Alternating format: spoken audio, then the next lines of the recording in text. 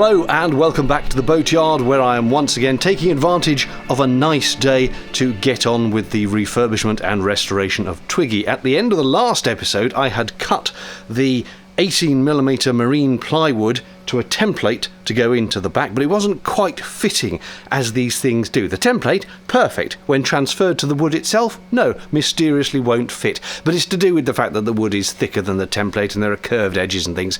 So I was doing some sanding around the edges, beveling them off, and I decided at the end that I could probably hack away a fair bit round the edges, because that's all going to be filled with thickened resin to hold it in place anyway. So that's what I'm going to start with doing. Get the wood out, hack a bit off, and try and make the damn thing fit.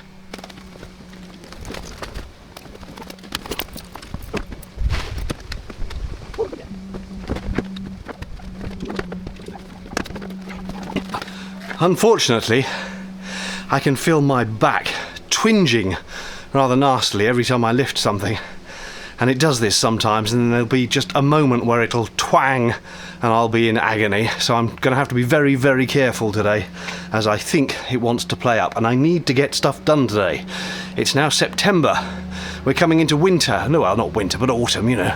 And a sunny day like this may be a rare treat. So I really do need to be able to crack on without screaming about my back having popped out or something. So gently does it.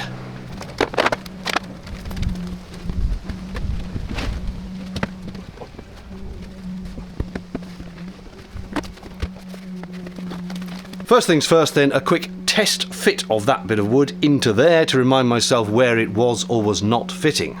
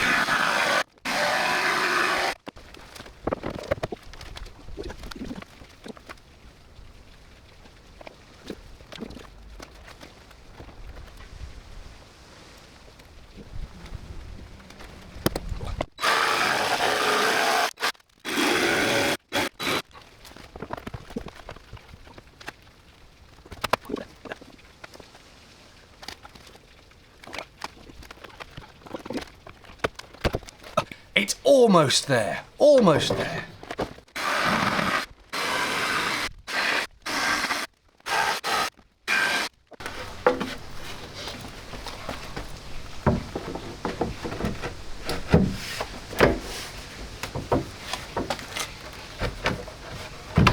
Whoa.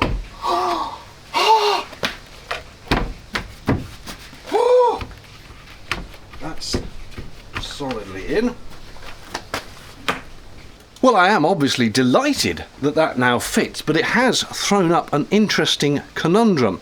You remember in a previous video I mentioned how the size of it, the width of it, was 30 millimetres all around, except for here in the middle where it seemed to be 35, and I assumed that was 35 bulging out this way.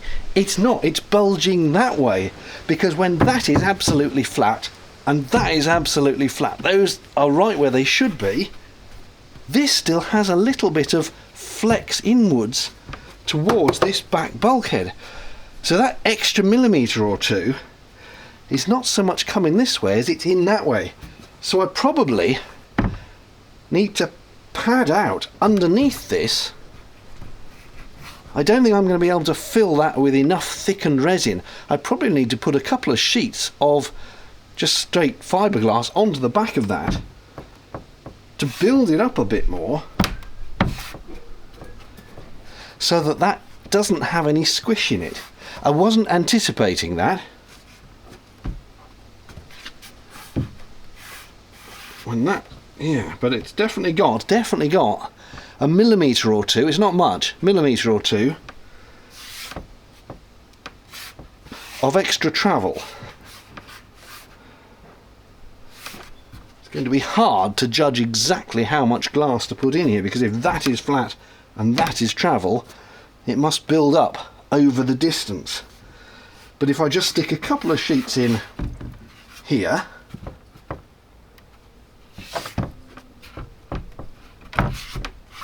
hopefully that'll do the trick.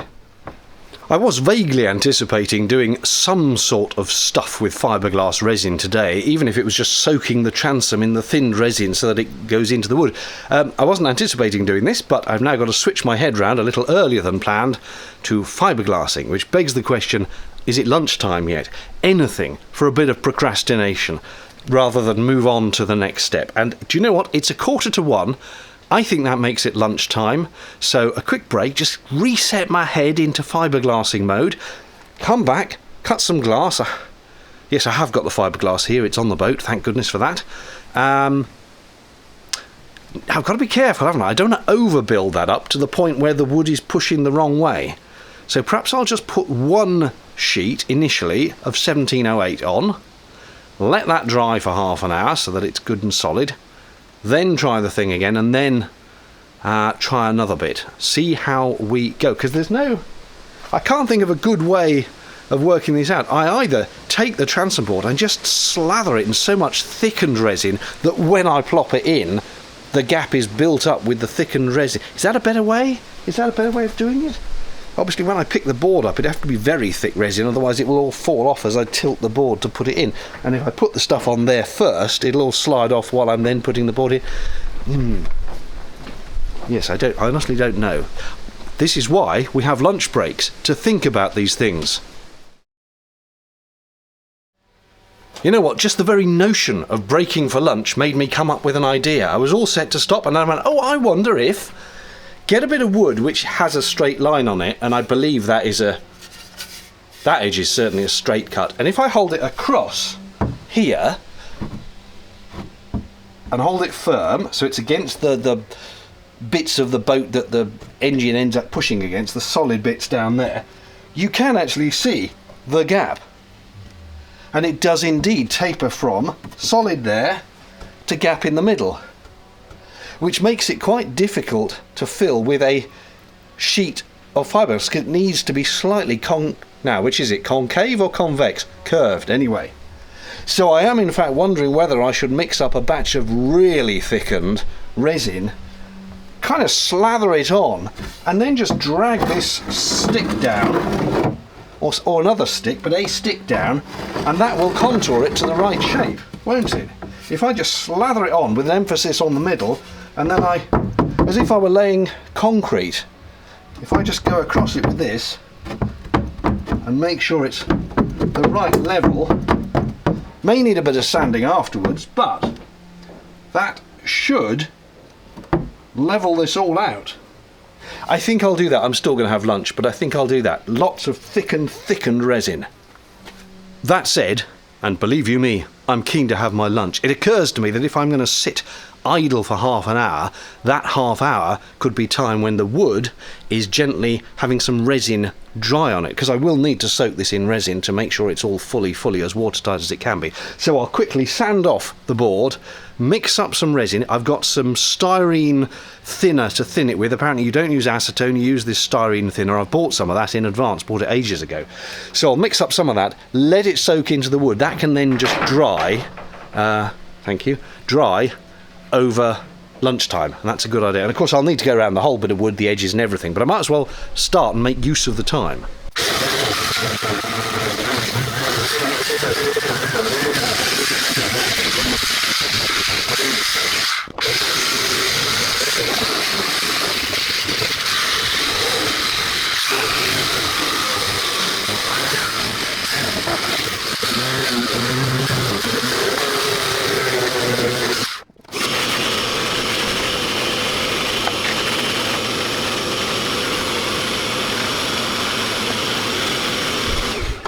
Right, what I need to do is mix a bit of resin with a bit of thinner styrene monomer.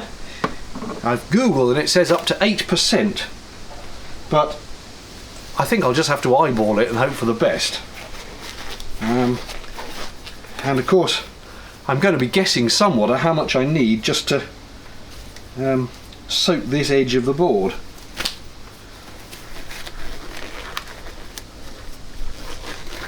And catalyst, of course. Catalyst as usual. It's about 20 degrees today. Yeah, it's a nice mild day, so we're looking at a 2% catalyst as usual. But I won't know how much catalyst because I don't know how much of this I'm putting in. That's a very good question. And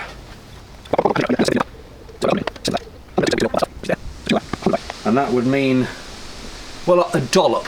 I think a dollop of the styrene. Let's go with that.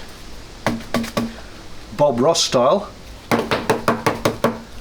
Just beat the devil out of it.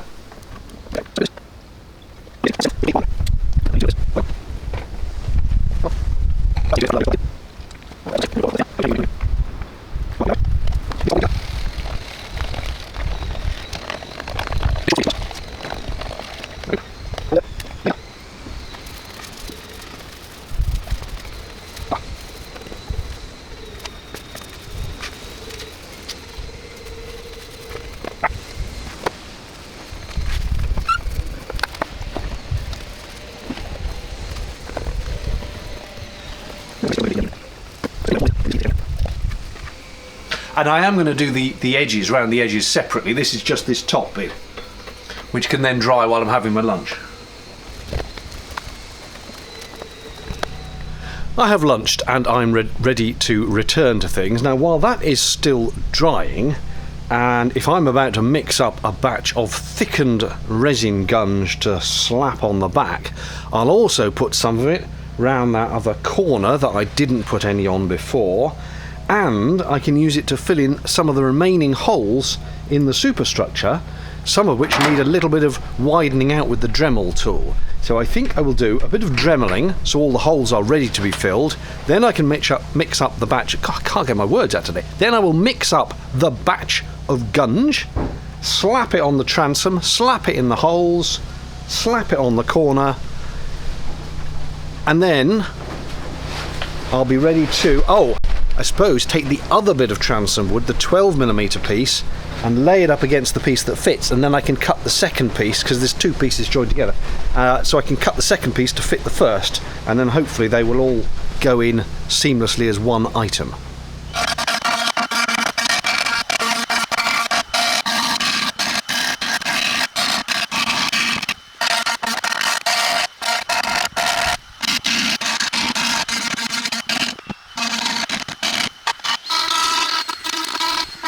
How is it that no matter how many of these holes I open out and fill, more keep appearing?